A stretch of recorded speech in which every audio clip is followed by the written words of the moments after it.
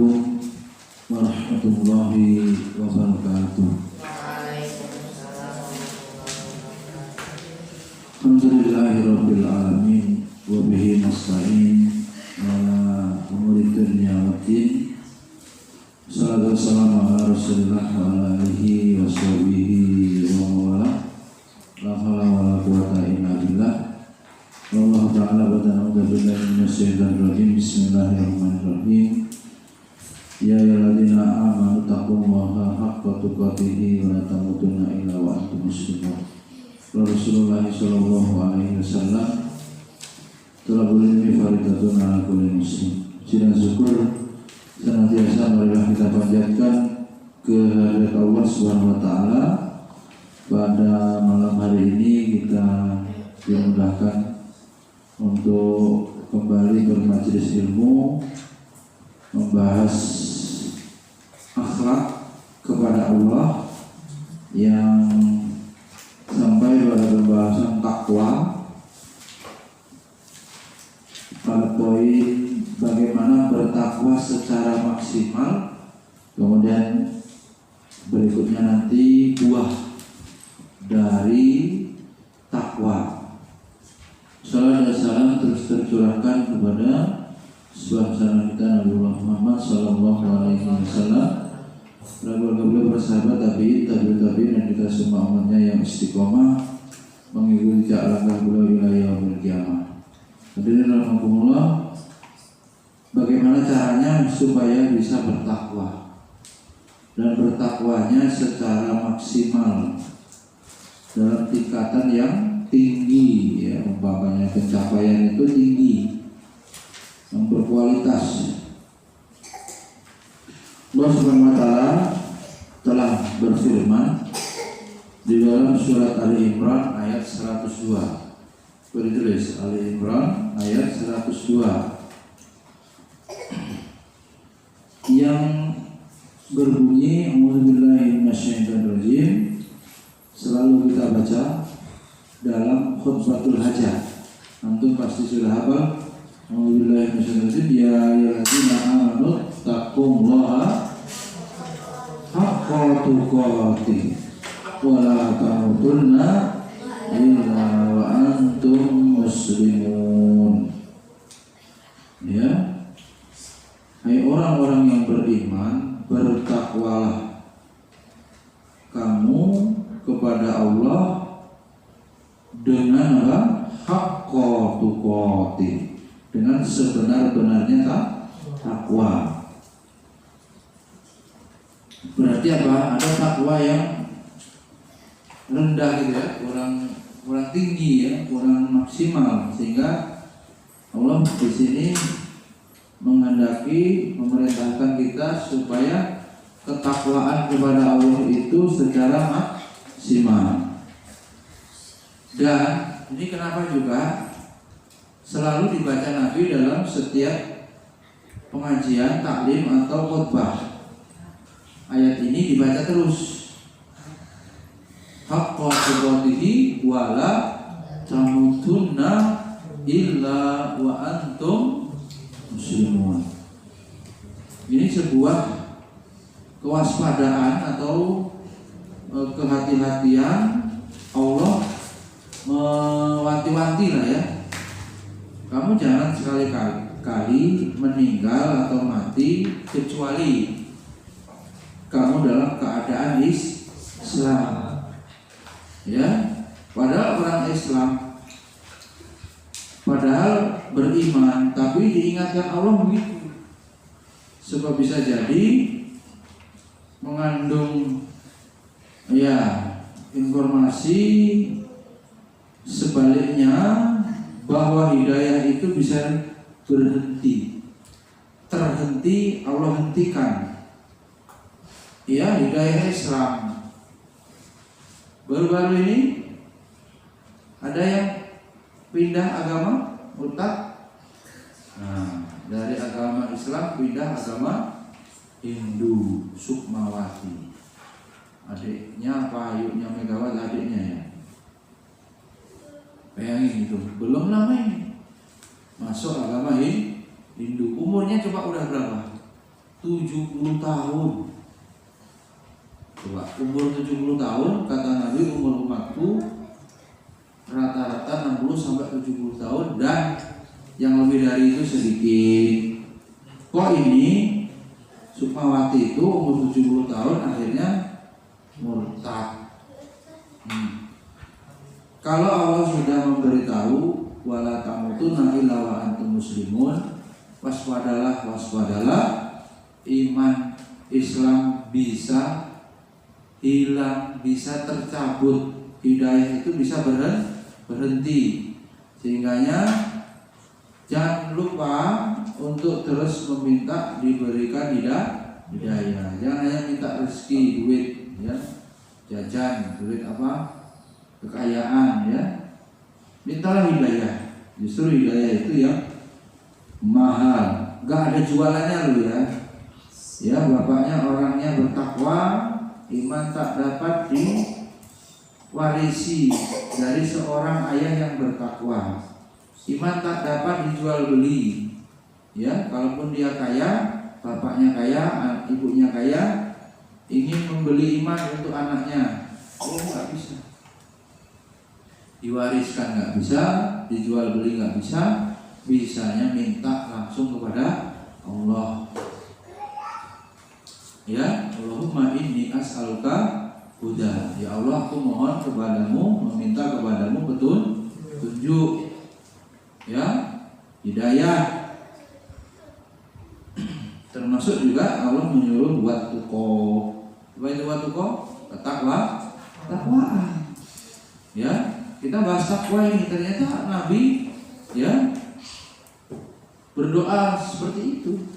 Wal afafa. Wal afafa ini apa ya?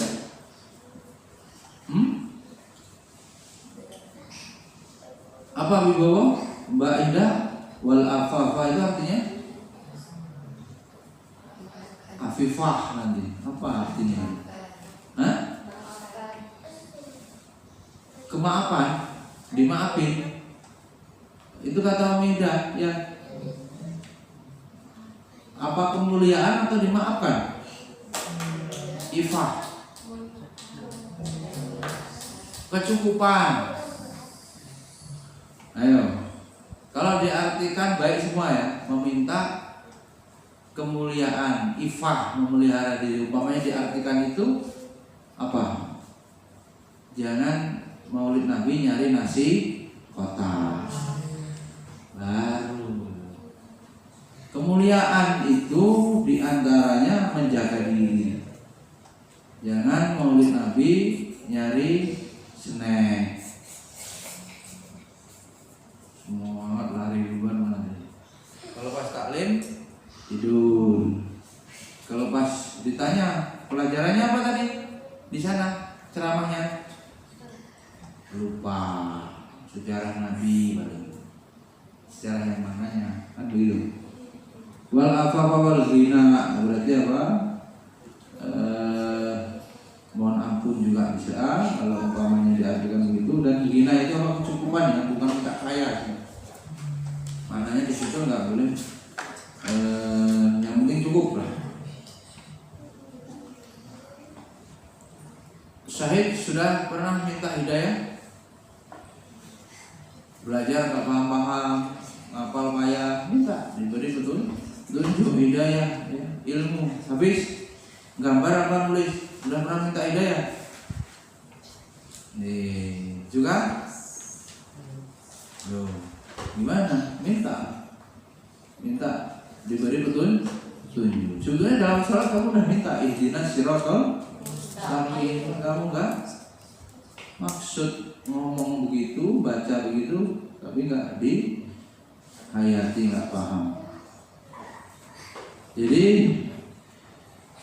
keislaman ya orang Islam itu bukan otomatis dia akan Islam terus gitu ya, akan terus mendapat hidayah.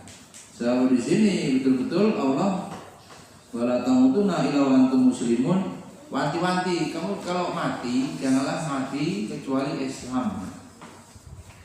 Ya, maka orang-orang tua itu seyogyanya hari-harinya cuma beribadah, sudah kebelahan siang untuk memikirkan bekal kematian. Kalau dia beramal soleh pagi hari, kemudian beramal soleh siang hari, beramal soleh sore hari, beramal soleh malam hari, malakul maut datang menjemput pagi, siang, sore, malam, nggak ada masalah karena dia selalu beramal soleh. Yang dimaksud di sini jangan sampai ya ketika malakul maut datang itu kita dalam keadaan iman kita sedang hilang atau rendah atau sedang dalam perbuatan dosa, sehingga innamal a'malu bil khawatim, sesungguhnya amal itu tergantung pada akhir atau ujung. Ya, jadi ya ujungnya apa? Coba dicek tulisannya itu, Rizky. Apa yang ditulis? Innamal a'malu bil khawatim. Apa artinya ki? Sesungguhnya orang itu amalnya tergantung atau hitungannya tergantung ujungnya. Jadi kalau Rizky di pondok 10 tahun, kemudian sampai tua berdakwah, pas umur 60 tahun maksiat, terus meninggal, waduh ngeri betul sih. Ya, hatinya berbolak-balik begitu. Kemudian dalam ayat ini juga telah dijelaskan Allah SWT bahwa cara bertakwa secara maksimal yaitu dengan melakukan islamisasi, ya, Prof. Yunahan, islamisasi seluruh aspek dan ruang lingkup kehidupan. Islamiyah al-hayah. Islamiyah al-hayah maksudnya dari bangun tidur sampai tidur kembali, apa yang kamu lakukan, apa yang kamu bicarakan itu sesuai dengan ajaran Islam. Itu.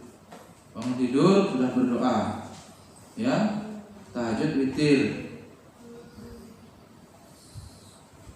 Itu kan udah ada jadwalnya yang itu di Mbak Ida yang buat itu, ya, tuh ada jadwalnya untuk malam bangun duluan. Berarti yang kalau nggak terbangun bisa dihukum Mbak Ida. Latihan apa? Antri itu dilatih apa? Memimpin. Jadi dia ada jadwal sepekan sekali. Mana tahu Abadi apa kerjanya ada lemburan capek gitu. Sangat mungkin pas jam 4 belum bangun. Nah itu tugasnya. Kamil tidurnya malam-malam, Kamil itu jam setengah 12, jam 12. Umi anak belum tentu bisa bangun cepat, ya. Sama aja ya, sana sini terus. Dicek bangun tidur ada pemikiran apa, berdoa atau tidak, sampai tidur kembali isinya itu kebaikan, amal soleh apa tidak. Karena bagaimana mungkin seorang dapat mati sebagai muslim kalau tidak dia menjadi muslim sepanjang hidupnya. Nanti itu maksudnya ya, habis itu jangan kamu ketika di pondok ini aja beramal soleh itu sunnah-sunnah diamalkan, giliran pulang asal bebas. Atau ketika nanti sudah lulus, sudah di pondok sekian tahun, lihat 2 tahun, itu nggak ada bedanya dengan yang tidak mondok. Kan sudah dibiasakan tahajudnya, sholat duhanya, zikir pagi, petangnya, ya. Itu nggak ada bedanya, nggak masalah begitu, ya. Karena bagaimana mungkin seorang dapat mati sebagai muslim kalau dia tidak hari-harinya berbuat amal soleh. Kemudian hadis yang masyhur itu ya, ittaqillah haitsu kunta. Yang namanya bertakwa kepada Allah dimanapun berada. Jangan hanya di pondok, jangan hanya di masjid. Ya, kapan sudah keluar dari pagar masjid gak bertakwa lagi, kabur. Ya, kapan sudah libur, berhenti amal solehnya. Berarti sudah lulus nanti bebas. Jadi siapa saja, di mana saja, kapan saja waktunya kita di situasi bagaimanapun diperintahkan oleh Allah untuk bertakwa. Di kualitas ketakwaan seseorang itu menentukan tingkat kemuliaannya. Di dunia ini ada nggak orang-orang yang gila hormat? Ya, biar banyak lah. Bagaimana caranya biar punya jabatan? Bagaimana caranya biar jadi atasan? Ya, akhirnya apa? Dia ingin dihormati, ingin dimuliakan. Padahal gampang betul kalau pengen mulia, tapi dalam pandangan Allah dengan cara meningkatkan ketakwaan. Semakin bertakwa, semakin mulia dalam pandangan Allah. Inna akramakum indallahi atqakum. Ya, santri-santri ini harus saling menghormati. Waktu itu kita belajar ukhuwah, ya kan? Kalau memang ada santri yang lebih banyak hafalannya, lebih berhak dia dihormati, walaupun kecil. Ya, siapa yang paling banyak hafalannya? Lian sama siapa? Sama Ahnaf ya. Paling tidak orang pernah hafal, tapi ada yang lupa gitu. Sudah juz berapa ya? Sudah pernah juz 28. Nah, balik lagi, tapi pernah hafal. Kali itu ada 28 belum? Sekarang Anak berapa jadinya? 27, 26 udah sampai, udah pernah. Udah ada videonya dulu, walaupun lupa. Ya harusnya yang dihormati itu yang paling tinggi ilmunya. Kalau pakai ukuran hafalan ya bagus, dihormatinya itu. Ya, bukan berarti yang nggak punya hafalan, yang ilmunya masih rendah terus dihina, nggak juga. Gitu. Tapi sikapnya harus begitu. Karena dalam pandangan Allah dia dimuliakan. Ya, Nabi juga bersabda, Inna awlan nasi, ya, biyal muttaquna man kanu wahai sukanu. Sungguhnya seutama-utama manusia, seabdul-abdul manusia denganku adalah orang yang bertakwa, siapapun dan bagaimanapun keadaan mereka. Maka enggak jaminan, ya, apalagi orang yang kaya, tidak ada sama sekali. Kalau kaya terus mulia, terus takwanya tinggi, enggak ada sama sekali. Ya, terus jadi sombong, ya, karena dia kaya, karena dia punya jabatan, dia merasa dirinya mulia. Ya, kata Nabi, tidak ada bedanya. Jabatan itu tidak membuat kaya, kedudukan tidak membuat kaya. Ya, harta tidak. Kedudukan harta tidak membuat mulia, harta tidak membuat mulia. Kata Nabi, siapapun dan bagaimanapun keadaan mereka, asal dia bertakwa. Artinya orang miskin pun kalau bertakwa dia mulia dalam pandangan Allah. Nah itu yang kita cari, itu keridhaan Allah. Bagaimana hidup ini, ya, selalu mendapat keridhaannya. Keridhaannya Allah ada pada pengamalan ajaran agama, yang wajib-wajib, yang sunah-sunah, ya, dan ada dalam meninggalkan larangan-larangannya. Sehingga takwa selalu diartikan seperti itu. Sama khotib kan, menjalankan perintah dan meninggalkan larangan. Repan, nulis apa Pan? Apa takwa? Artinya? Berarti Nabi Bowo. Percuma nanti kalau nggak dicek. Apa artinya takwa? Mana? Hah? Mengerjakan perintah Allah dan menjauhkan. Ya, itu sudah diomongin khotib tiap Jumat ya. Ya. Jadi yang mulia yang bertakwa. Jelas ya? Siapa yang mulia dalam pandangan Allah? Yang bertakwa. Ternyata takwa juga bertingkat-tingkat, walaupun tidak ada rinciannya, tetapi orang yang tinggi takwanya mulia. Kemuliaannya juga tinggi, dan kemuliaan itu tidak pada aspek kedudukan dan tidak pada aspek harta. Kemuliaan itu ada pada takwa. Takwa juga dimaknai takut kepada Allah. Kemarin kita sudah contohkan orang bertakwa, ibaratnya dia wajib berjalan di semak-semak belukar. Kehidupan itu ibaratnya hutan belantara atau semak-semak yang di dalamnya banyak ranjau, banyak duri, banyak paku, banyak beling, banyak apa?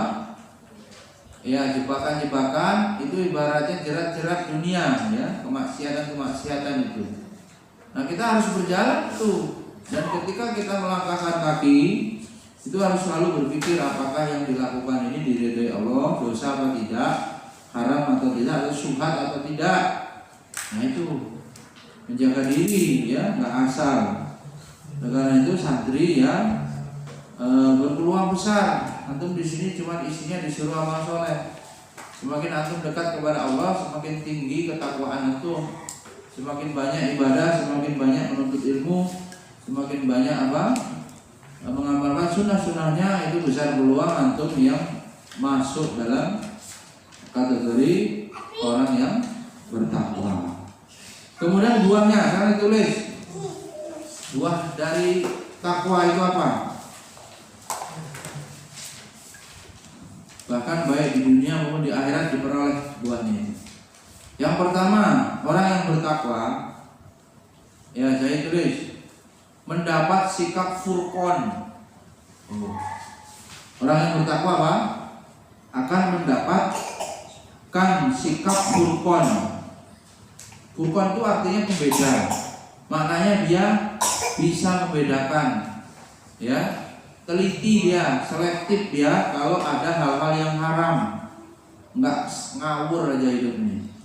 Yang nyari haram aja susah, ngapain nyari halal? Itu orang blinger, ya.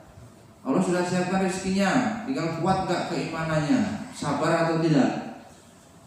Jadi orang yang bertakwa akan mendapatkan furqan, yaitu sikap tegas, bisa membedakan antara hak dan batil.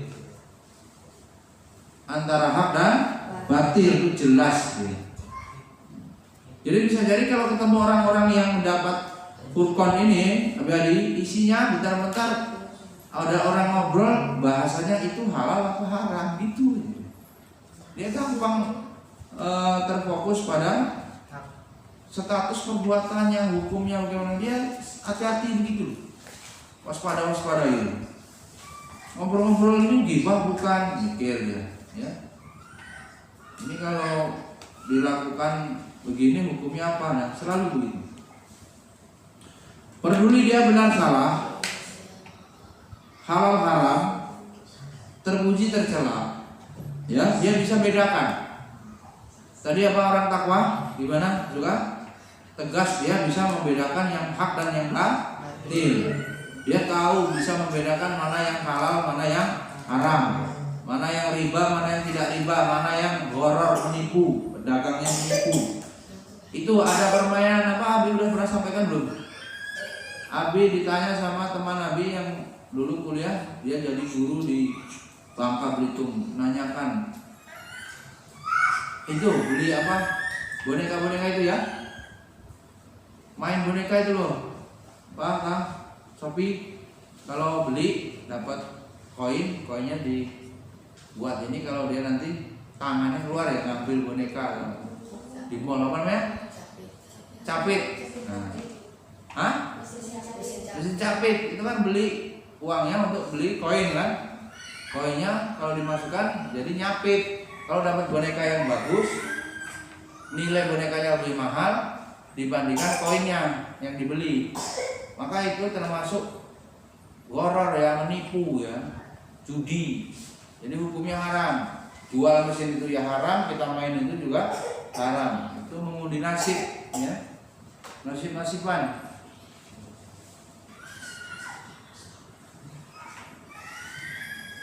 Kemudian juga termasuk arisan itu ada yang bermasalah ya, jadi arisan itu kalau dapat suka memberi makan ya, yang motel bahasanya ya, yang nembus nomor namanya keluar dapat arisan, lalu di situ apa?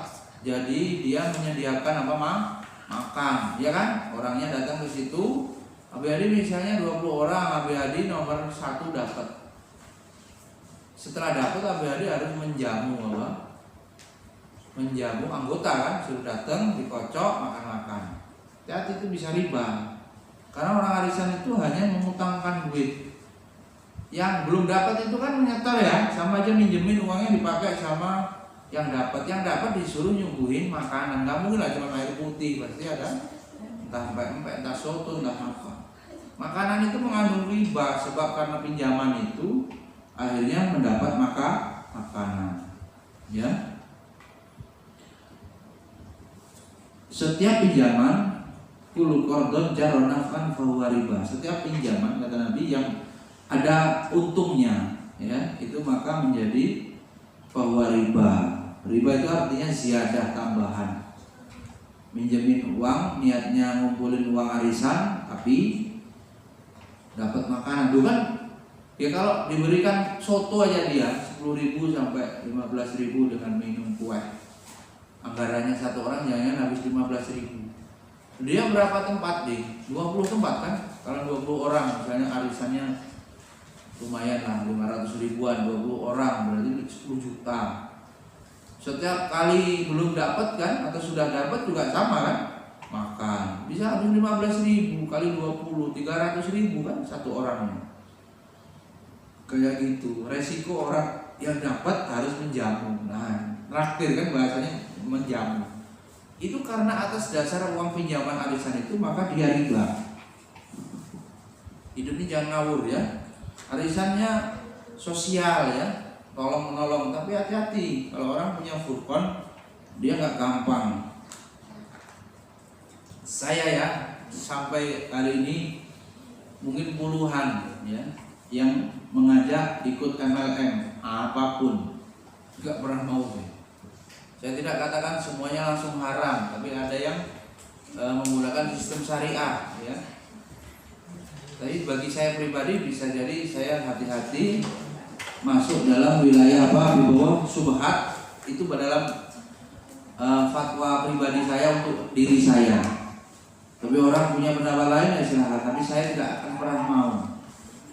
Ya, dari dulu itu MLM apapun namanya, multi level marketing. Ya, zaman dulu di kampung ada yang itu ya orang apa itu CNI itu dapat motor, dapat mobil atau apa. Lama-lamanya juga bangkrut juga nih. Kalau semuanya sudah jadi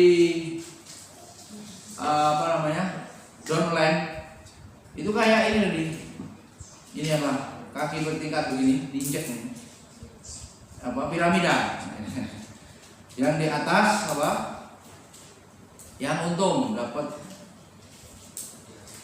fee dari hasil anggota baru atau penjualan. Pertanyaannya kalau semua orang sudah jadi bawahan, dia mau bawain siapa? Jadi semua sudah jadi downline. Nah terus yang bawahnya itu kakinya itu mau nginjek siapa? Yang tengah, yang atas? Gak mungkin yang atas nginjek tengah, tengah nginjek bawah. Yang bawah itu loh, yang terakhir dia daftar jadi anggota MLM itu siapa yang akan dia injek. Di paling 5 tahun juga nanti bangkrut. Menunggu waktu ya.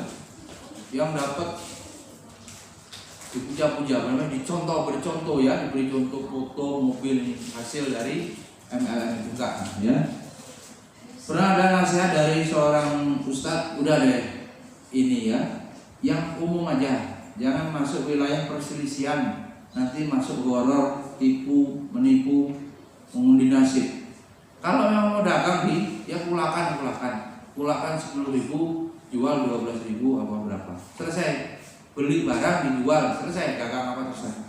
Nggak masuk wilayah gitu. Orang pengen apa? Kerjanya ringan. Setelah itu punya kaki-kaki banyak, dia yang bekerja, kitanya tinggal nunggu presentasi dari bawahan-bawahan. Enggak ya, lama-lama ambruk ya. Itu kezaliman itu tetap sistem begitu, pada akhirnya apa? Kalau belum disyariahkan, apanya yang disyariahkan ya, itu perlu dipelajari. Jadi orang itu nggak gampang-gampang loh nih, ya nggak gampang-gampang. Apa ini? Investasi ya kan? Banyak kan yang bodong. Ya gampang amat loh, duit 5 juta, kemudian katanya untungnya 20%. Duitnya siapa dari mana? Cara memutarkan uangnya gimana? Kemudian ada apa yang suka pinjol ya? Itu jelas apa? Bank retail, pinjol yang online sama. Jangan mudah itu. Jangan ya. Ditelepon-telepon oleh ini juga sering di bawah yang dapat hadiah 75 juta dari PT ini. Itu kalau orang nggak dapat furqan dari Allah, gampang iya ini. Ada sihir di situ, ya. Ada ucapan yang mengandung mantra perayu supaya mau memberikan pin, ya kan? Semacam itu. Nah coba orang bertakwa itu hati-hati dan otomatis Allah akan lindungi. Ya ayyuhalladzina amanu in tattaqullaha yaj'al lakum furqana wa yukaffir ankum sayyi'atikum wa yaghfir lakum wallahu dzul fadlil azim. Orang-orang beriman yang beriman, jika kamu bertakwa kepada Allah, ini syaratnya apa? Takwa. Allah akan memberikan apa? Kepadamu furqan. Tadi poinnya apa? Orang bertakwa akan mendapatkan furqan, bisa membedakan. Bertakwa apa enggak, Sofi? Bertakwa lebih selamat mana? Mondok dengan tidak mondok? Mondok, peluang dosa di pondok dengan dosa di luar banyak mana?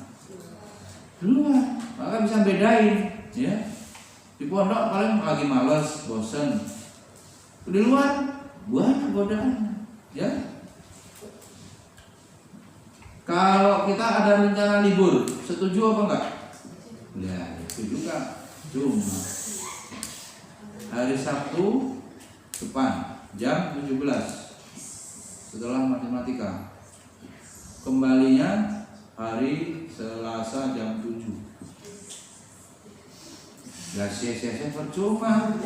Di rumah katanya lebih buruk lingkungannya.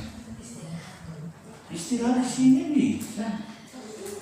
Aska kalau nggak pulang, Rita nggak pulang, di sini ibadah hari-hari saja nggak belajar atau murojaah sendiri, nggak ada masuk kelas. Cuman sehari kan nggak masuk kelasnya, hari Seninnya aja kan. Iya. Emangnya nggak bisa istirahat di sini? Habis piket jam 7 udah makan, habis itu kamu istirahat di kamar. Jam setengah 12 bangun, siap-siap sholat duha masih bisa ya. Terus makan, sholat berjamaah, balik lagi ngaji-ngaji sedikit, murojaah, tidur. Emang nggak boleh begitu? Boleh. Nggak harus pulang, jadi nggak harus pulang. Mana ki? Boleh. Ada diatur-atur guru, ya enggak lah, gurunya memang libur kok, ya kan? Iya, katanya lebih bagus mending di pondok Sofi. Pas pulang, yes. Habis pas pulang ngapa di rumah? Main di laut ya? Mainan sama temannya ya? Juga udah jelas ya? Pengumumannya apa, Said? Ya? Kapan pulangnya? Jam? Iya, kalau saya habis ini ya, habis bahasa Inggris ya. Iyalah, matematika kan kamu siang. Jelas ya, jam 17 kembali ke pondok jam 7. Sama separuh jahat. Dari Seninnya libur. Kemudian yang kedua sekarang, orang bertakwa mendapatkan limpahan berkah dari langit dan bumi. Orang bertakwa itu barokah semua, ya. Kemana-mana dia membawa kebaikan. Berkah di sini dia sehat, dapat rezeki, mendukung ibadah, umurnya itu isinya amal soleh, ya. Panjang, ya orang yang baik yang panjang umurnya, yang banyak amalnya. Nah, Allah berfirman dalam surat Al-A'raf ayat 96. Tulis. Oke, Al-A'raf 96. Walau anna ahlal qura amanu wa taqaw lafatahna alaihim barakatin minas sama'i wal ardi walakin kazzabu fa akhadnahum bima kanu yaksibun. Jikalau sekiranya penduduk negeri-negeri ini beriman dan bertakwa kepada Allah, pastilah Allah kami akan melimpahkan kepada mereka berkah. Tuh, orang bertakwa apa? Dapat berkah dari langit dan bumi. Tetapi apa? Mereka kebanyakan dusta, mendustakan, walakin kadzabu fa akhadnahum. Jadi dia mendustakan ayat-ayat kami, maka kami siksa mereka disebabkan antaranya karena perbuatannya itu. Jadi apa juga? Hukumnya mana kan? Apa yang kedua? Orang yang membawa kebaikan. Orang yang pertama mendapat berkah. Ya. Yang ketiga apa sekarang? Siap-siap. Orang yang bertakwa akan mendapatkan jalan keluar dari kesulitan. May yattaqillaha yaj'al lahu makhrajan. Surat Tolak ayat 2. Anak sudah hafal itu kan? Jadi orang bertakwa itu kemudian mendapatkan ya jalan keluar dari masalah yang kesulitan yang dihadapi. Allah pokoknya. Jadi caranya gimana itu? Ya tentu Allah akan membimbing manusia itu untuk berdoa. Hidayah juga orang mau berdoa itu. Kemudian Allah membimbing manusia yang punya masalah itu untuk diarahkan menemui orang tertentu, ya, untuk bisa memperoleh solusi. Ya Allah yang bimbing, coba ke sana, coba ke sini. Dalam hatinya ada semacam bimbingan begitu. Apabila dia bertakwa, ini gimana solusinya? Apabila dia bertakwa, jalan keluar dari kesulitannya ada. Maka yattaqillaha yaj'al lahu makhrajan. Ya, termasuk antum semua ini kesulitannya kan, santri ini kesulitannya apa? Kalau santri kesulitannya belajar, kalau orang tuamu kesulitannya mungkin membiayai.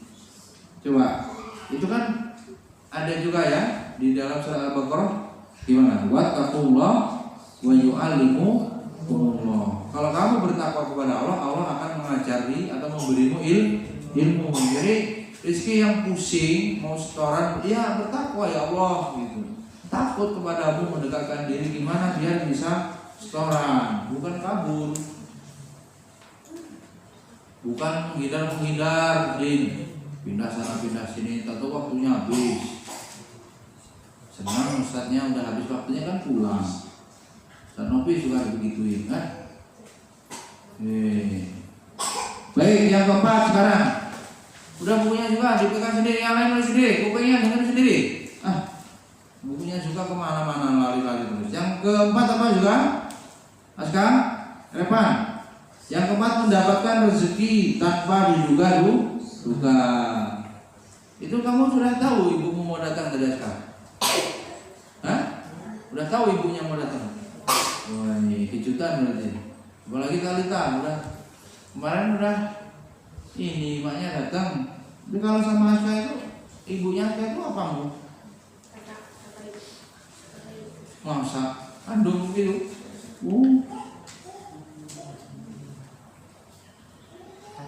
Wa yarzuqhu min haitsu la yahtasib. Orang yang bertakwa, lanjutannya surat At-Tolak ayat 3, tadi kan ayat 2. Wa may yattaqillaha yaj'al makhraja wa yarzuqhu min haitsu la yahtasib.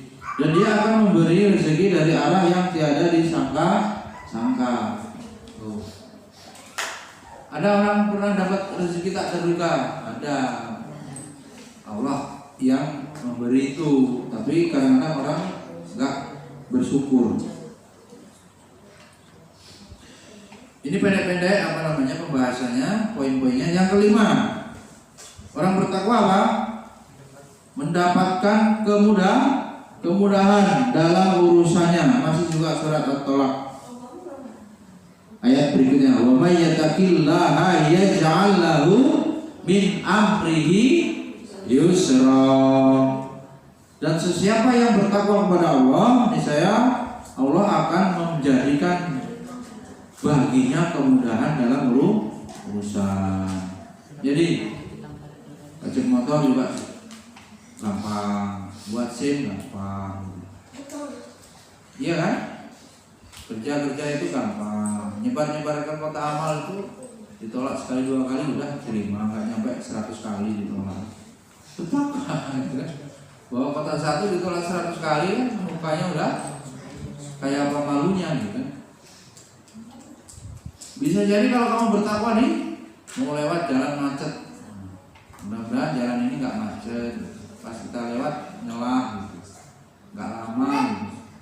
Ya mudah-mudahan motornya nggak kempes, ya kan gitu. Bertakwa mudah urusannya. Kamu bertakwa nih bisa ujian, lebih bawah bertakwa bisa ujian penyetaraan. Bisa nyari orang yang malah kesini, malah suruh nggak bayar. Kalau ya ada program bantuan, coba. Termasuk kamu nih kalau mau bertakwa, tadi disuruh jadi imam. Udah bilang kalau paman saya meninggal, siapa yang khotib di masjid sana nih? Kalau kamu mau kerja di sini sampai kiamat kan nggak mungkin, tentu, ya kan? Yang jangan nikah nanti nggak betah, istrinya pulang udah. Kalau itu siapa Sarno meninggal itu, siapa yang ganti masjid? Apa masjidnya mau dirobohin? Nggak ada yang azan, nggak ada yang khotib. Pas di sini diberi kesempatan ya latihan, termasuk latihan khotbah abadi, ya kan? Kalau Habib Bawa kan memang sudah dari pusat belajar ilmu agama 6 tahun di pondok, 1 tahun berdakwah, harusnya ngajari abadi yang kemudian SMA-nya harus sudah bekerja. Tapi kalau orang yang nggak mau, ya nggak doyan belajar agama ya susah, ya.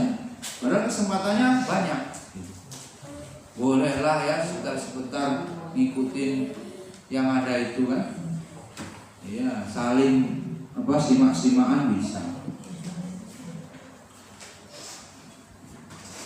Jadi dimudahkan segala urusan kalau bertakwa, ya kalau bertakwa. Kemudian Alhamdulillah yang keenam, orang bertakwa faedahnya menerima penghapusan. Kalaupun tersilap, orang bertakwa diampuni dosanya. Ya ayyuhalladzina amanu in tattaqullaha yaj'al lakum furqana wa yukaffir ankum sayyi'atikum wa yaghfir lakum. Wa yaghfir lakum wallahu dzul fadlil azim. Ini yang dibacain apa yang dibacain? Ayat Al-Quran. Apa itu? Kalamullah. Allah yang ngomong atau Imam yang ngomong? Allah cuma bunyikan hakikatnya. Jelas. Allah sudah menerangkan kepada kita kalau kita mengaku beriman, kata Allah, orang-orang yang beriman, jika kamu bertakwa kepada Allah, niscaya tadi yang pertama tadi Allah akan memberikan kepadamu furqan. Sudah ayatnya masih sama, tapi rincian berikutnya dan menghapuskan segala kesalahan-kesalahan dan mengampuni dosa-dosamu. Tuh, takwalah kepada Allah, dosa diampuni. Dan Allah mempunyai karunia dzul fadlil azim. Kamil. Karunia Allah sangat besar. Ayat yang lain, wa may yattaqillah yukaffir anhu sayyi'atihi wa yu'dzim lahu ajran. Siapa yang bertakwa kepada Allah, niscaya Allah akan menghapus yukaffir anhu sayyi'atihi, dosa-dosa keburukanmu, wa yu'dzim lahu, bahkan Allah akan melipat gandakan pahalamu. Ajron, pahala kita itu kalau beramal soleh dilipat gandakan.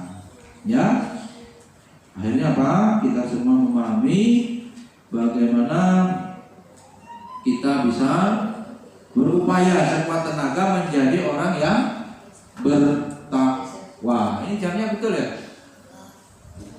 Salah lagi ya tadi. Jam berapa sekarang Ibu? Sekarang Itu jamnya benar enggak? Ya. Baik. Kemudian yang berikutnya, akhlak kepada Allah, poin besarnya. Akhlak kepada Allah yang pertama kan takwa. Sekarang akhlak kepada Allah yang kedua, cinta dan ridho. Apa? Cinta dan ridho. Cinta adalah kesadaran diri, perasaan jiwa dan dorongan hati yang menyebabkan seorang terpaut hatinya kepada apa yang dicintai dengan penuh semangat dan rasa kasih sayang. Ya, jadi akhlak kepada Allah yang kedua ini cinta dan ridho. Cinta dengan pengertian demikian sudah merupakan fitrah ya. Umumnya orang begitu, dimiliki oleh semua manusia. Lah Islam tidak hanya mengakui keberadaan cinta itu pada diri manusia, tetapi juga mengaturnya sehingga terwujud dengan mulia. Bagi seorang mukmin, cinta pertama dan utama sekali diberikan kepada Allah Subhanahu wa Ta'ala. Akhlak kepada Allah yang pertama, yang orang mukmin itu ya diberikan cintanya kepada Allah. Allah lebih dicintainya daripada segala-galanya, ya Pak. Surat Al-Baqarah, Allah ngomong lagi di sini, menerangkan tentang kewajiban kita untuk mencintai Allah. Walladzina amanu asyaddu hubban lillah. Al-Baqarah ayat 165. Din, Al-Baqarah ayat 165. Adapun orang-orang yang beriman, walladzina amanu asyaddu hubban lillah.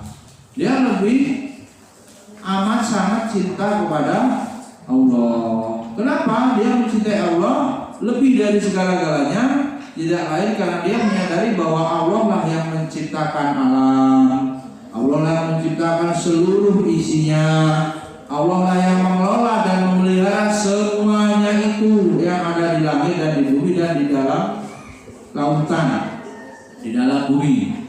Dengan kasih sayangnya, rahmatnya Allah, Allah menyediakan semua yang diperlukan manusia. Ya, kalau mau dibuat panitia kehidupan ini Allah gitu. Allah nyiapin semuanya. Tidak ada orang yang terluput satupun dari rizki dari yang Allah berikan selalu. Ya. Kemudian dengan rahimnya Allah menyediakan segala nikmat bagi orang-orang yang beriman. Perhatikan, rahman semua orang, rahim hanya orang yang beriman. Utamanya Allah hanya memberi hidayah kepada orang-orang yang masuk kategori rahim atau kasih sayang Allah. Kalau rahman itu orang kafir pun diberi harta, malah semakin kafir semakin kaya. Atau orang ahli maksiat, orang Islam dosanya banyak, kedukun terus macam-macam syirik tapi hartanya melimpah. Nah itu namanya rahman. Kalau urusan pemurah Allah kasih semua. Tapi orang beriman hanya diberi hidayah, hanya diberi rizki yang halal, itu namanya rohim. Jadi Allah itu Allah maha rahman dan maha rohim, pengasih dan penyayang. Karena Allah sudah ngasih semuanya itu. Perhatikan, kebangetan manusia kalau tidak membalas, tidak bersyukur. Allah memberikan semuanya itu. Termasuk kok melawan dengan ketetapan Allah, gak rukun. Jadi mau mendem mau gak sholat, pindah aja dari bumi Allah. Kalau bisa mau berbuat dosa, jangan di buminya Allah. Bisa begitu? Pindah kemana? Semuanya milik Allah. Jadi sepantasnya kita cinta kepada Allah Subhanahu wa ta'ala.